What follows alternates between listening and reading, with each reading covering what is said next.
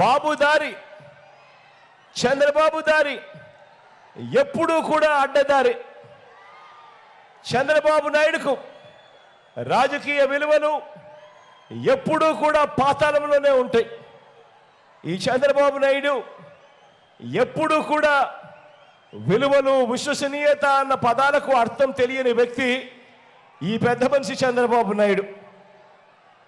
ఈ చంద్రబాబు మార్కు రాజకీయం ఏమిటి అనంటే, చంద్రబాబు పేరు గుర్తుకొస్తే మనకందరికీ గుర్తుకొచ్చేది ఏమిటి అనంటే, ఆయన మార్కు రాజకీయం ఏమిటి అనంటే,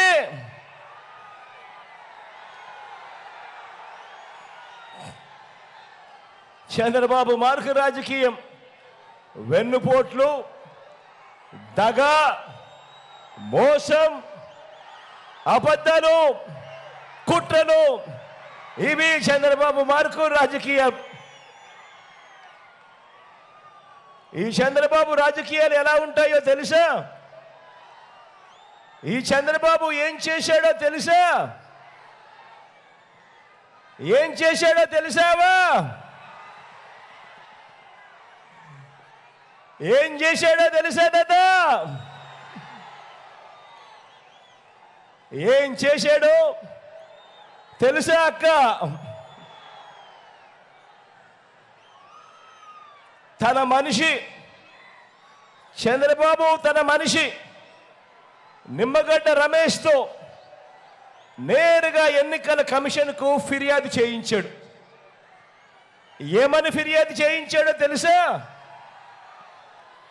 అవ్వాతాతలకు, వితంతు అక్క చెల్లెమ్మలకు, దివ్యాంగులకు, దీర్ఘకాలిక వ్యాధులతో బాధపడతా ఉన్న పేదవారికి, ఆ పేదవారి ఇంటికి పోకుండా వాలంటీర్లు పెన్షన్ ఇవ్వకూడదట, పెన్షన్లు ఆ పేదవాడి ఇంటికి వెళ్ళకూడదట, అలా వెళ్ళటం నేరమట. ఇది చంద్రబాబు నాయుడు గారు తన మనిషి నిమ్మగడ్డ రమేష్తో ఎలక్షన్ కమిషన్కు తాను ఫిర్యాదు చేయించింది. ఒకటే నేను ఆలోచన చేయమని అడుగుతా ఉన్నా మీ అందరితో. గత 56 నెలలుగా ఇవాళ పెన్షన్ కొత్తగా ఇంటికి పోయి ఇచ్చే కార్యక్రమం జరగడం లేదు. ఈ పెన్షన్ ఇంటికి పోయి ప్రతి అవ్వాతాత ముఖంలో చిరునవ్వు చూసే కార్యక్రమం గత 56 నెలలుగా జరుగుతూ ఉంది.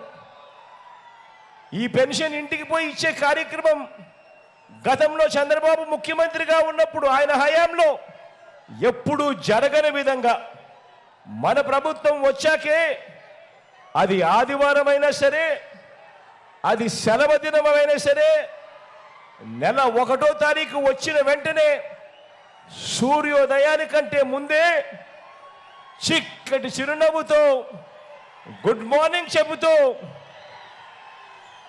మన వాలంటీర్ మనవడు, మనవరాళ్ళు నేరుగా ఆ అవ్వ తాతల దగ్గరికి వెళ్ళి పెన్షన్ వాళ్ళ చేతిలో పెడతా ఉన్న కార్యక్రమం ఇదొకటే కాదు. చంద్రబాబు నాయుడు హయాంలో పెన్షన్ ఎంత అంటే ఇంత,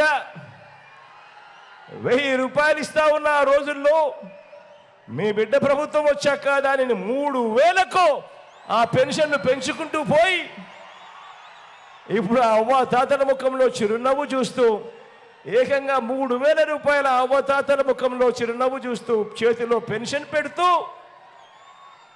నెల 1వ తారీఖున ఆదివారమైనా సెలవు దినమైనా కూడా ఇంటికే వచ్చి ఇచ్చే ఓ గొప్ప వ్యవస్థ మీ బిడ్డ తీసుకొచ్చాడు.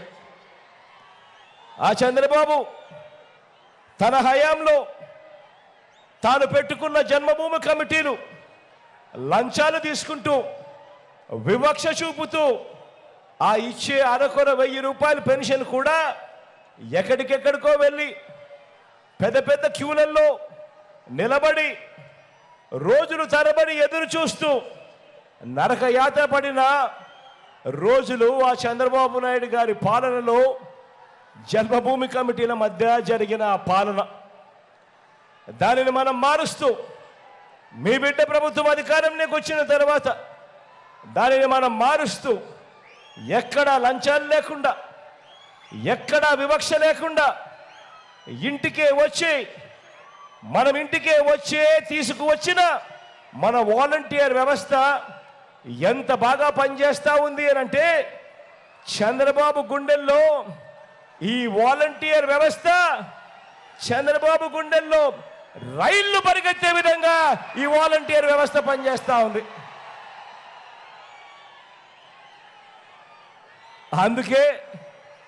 అందుకే చంద్రబాబు నాయుడు గారు ఈ కుట్ర రాజకీయాలు చేస్తూ ఉన్నాడు.